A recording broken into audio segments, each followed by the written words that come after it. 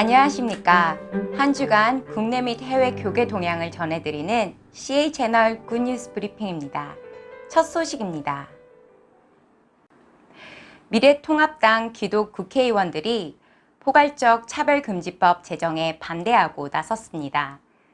미래통합당 기독인회 회장인 이채희 의원은 지난 17일 국회 소통관에서 기자회견을 열고 포괄적 차별금지법 제정 움직임이 국가의 인권위원회를 비롯해 동성애자 인권단체 및 진보정당과 여당 의원들에 의해 추진되고 있다면서 이를 반대한다고 밝혔습니다. 자세히 알아보겠습니다. 이 의원은 차별금지법은 평등을 가장한 동성애 보호자법이자 동성애 반대자 처벌법으로 오히려 차별을 조장하는 차별조장법에 불과하다고 말합니다.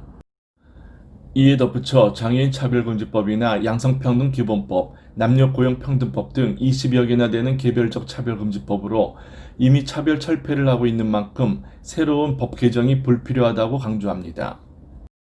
이어 보편적 평등이란 가치를 내세워 찬성 여론을 조장하는 교묘한 꼼수 대신 차라리 성소수자 차별금지법을 제정하라면서 동성애자와 성소수자는 선천적인 것이 아니라 선량한 성적 도덕관념에 반하는 성적 만족행위로 규정했습니다.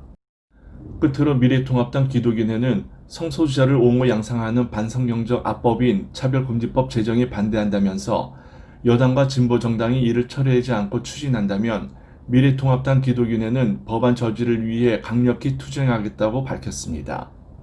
이날 기자회견에 배석한 서정숙 미래통합당 의원은 정세균 총리와 정부기관이 교회를 대상으로 강화된 신종 코로나 바이러스 감염증 방역 조치를 발표한 것을 즉각 취소하라고 촉구하기도 했습니다. 정세균 국무총리는 지난 22일 교회의 방역 강화 조치를 7월 24일부터 해제하겠다고 말했습니다. 자세한 발표 내용과 교계의 반응을 알아보겠습니다.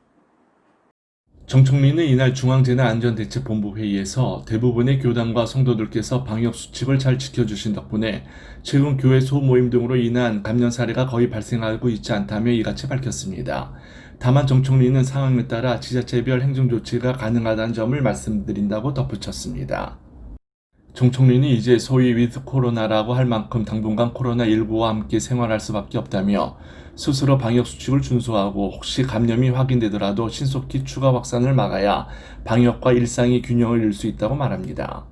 한편 한국교회 총연합은 이에 대해 입장문을 내고 지난 22일부로 해제된 중대본의 교회 내 소모임 금지 조치에 대해 다행이라는 뜻을 밝혔습니다.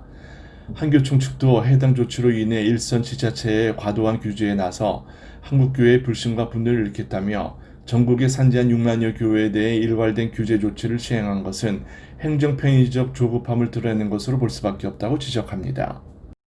따라서 중대본은 앞으로 기계적 통계만 의존해 집회금지 조처를 내릴 것이 아니라 방역에 초점을 맞춰달라고 요청했습니다.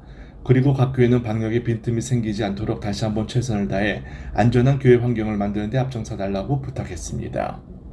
이상으로 한 주간 국내 및 해외 교계 동향을 전해드린 굿뉴스 브리핑을 모두 마치겠습니다.